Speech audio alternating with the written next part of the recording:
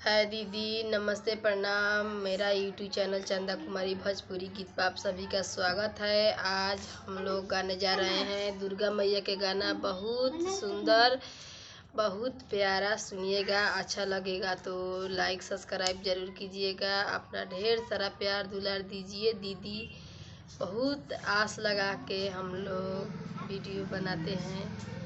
आप लोग हम लोग के आस तुरिए मत। अपना ढेर सारा प्यार दुलार देकर हम लोग के सपोर्ट कीजिए, आगे मैं बढ़ाइए।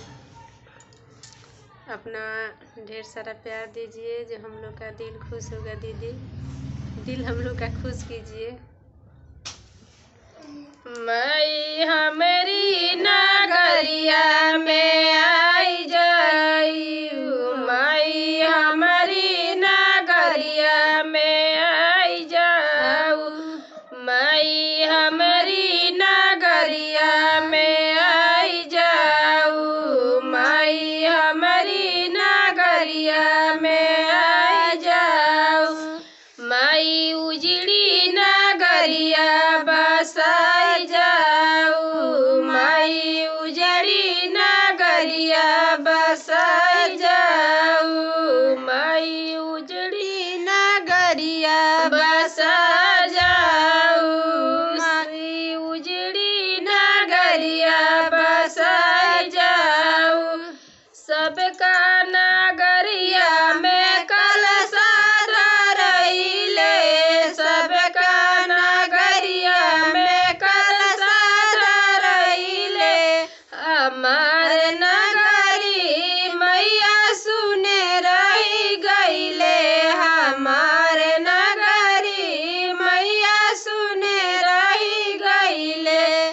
सबका नगरिया में डीजे बनइले, सबका नगरिया में डीजे बनइले, हमार नगरी मैया सुनी रही गइले, हमार नगरी मैया सुने रही गइले, हमार नगरी मैया सुने रही गइले।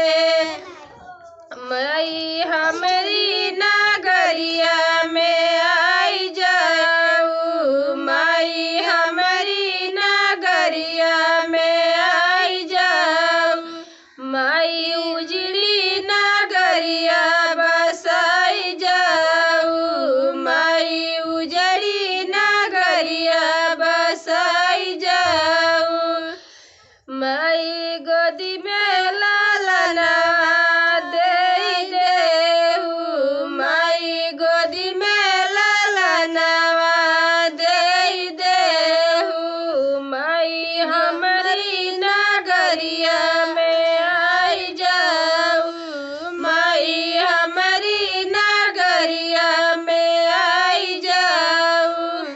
बहुत मेहनत से हम लोग गए हैं दीदी और भैया, बहुत इतना मेहनत करते हैं हम लोग, सब काम करके वीडियो बनाते हैं। बाकी आप लोग हम लोग को सपोर्ट नहीं करते हैं। अपना प्यार दुलार दे के सपोर्ट कीजिए, हम लोग को दिल खुश कीजिए दीदी। जैसे सब दीदी के आप लोग प्यार दुलार देते हैं, उसी तरह हम लोग को अपना प्यार दुलार दीजिए।